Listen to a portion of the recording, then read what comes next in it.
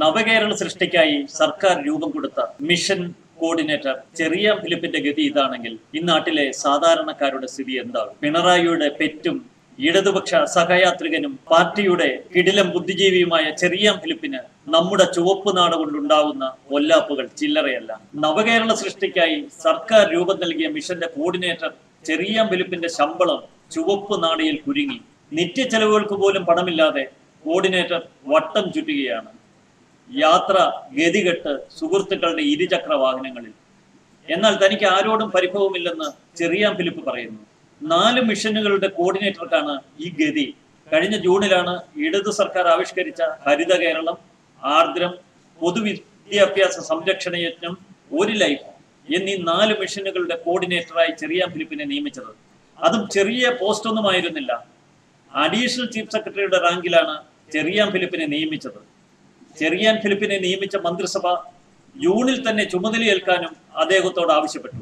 എന്നാൽ കഴിഞ്ഞ ജൂൺ മുതൽ ഇന്നേ വരെ തനിക്ക് കാശിന്റെ ചെലവുകൾക്ക് മാർഗമില്ലാതെ നട്ടം തിരിയുകയാണ് ചെറിയാൻ ഫിലിപ്പ്.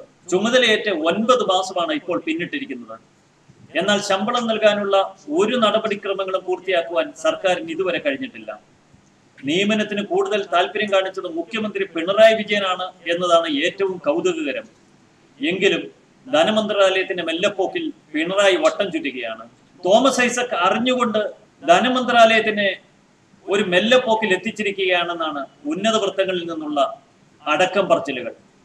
മുഖ്യമന്ത്രി പിണറായി വിജയന് അത്ര താല്പര്യമില്ലാത്ത ധനകാര്യമന്ത്രി തോമസ് ഐസക് ഒരു ശീതസമരത്തിൽ എന്ന പോലെയാണ് തന്റെ മന്ത്രാലയം മുന്നോട്ട് കൊണ്ടുപോകുന്നത്. ധനമന്ത്രാലയത്തിൽ ഒരൊറ്റ ഫയൽ പോലും വേണ്ട വിധം അത് പ്രോസസ് ചെയ്യുകയോ ചെയ്യുന്നില്ല.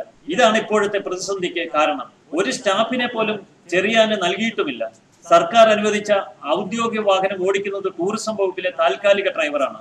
ഡ്രൈവറുടെ ശമ്പളം ടൂറിസം വകുപ്പ് കൊടുക്കുന്നത് തന്നെ മഹാഭാഗ്യം. ചെറിയാൻ ഫിലിപ്പിന്റെ ഈ ദുർഗതി ഒരു സൂചനയാണ്. നമ്മുടെ സർക്കാർ ചുവപ്പ് നാടയിൽ കുരുങ്ങി എത്ര സാധാരണക്കാരുടെ ഫയലും ജീവിതങ്ങളുമാണ് പൊടി പിടിച്ച് കിടക്കുന്നത്.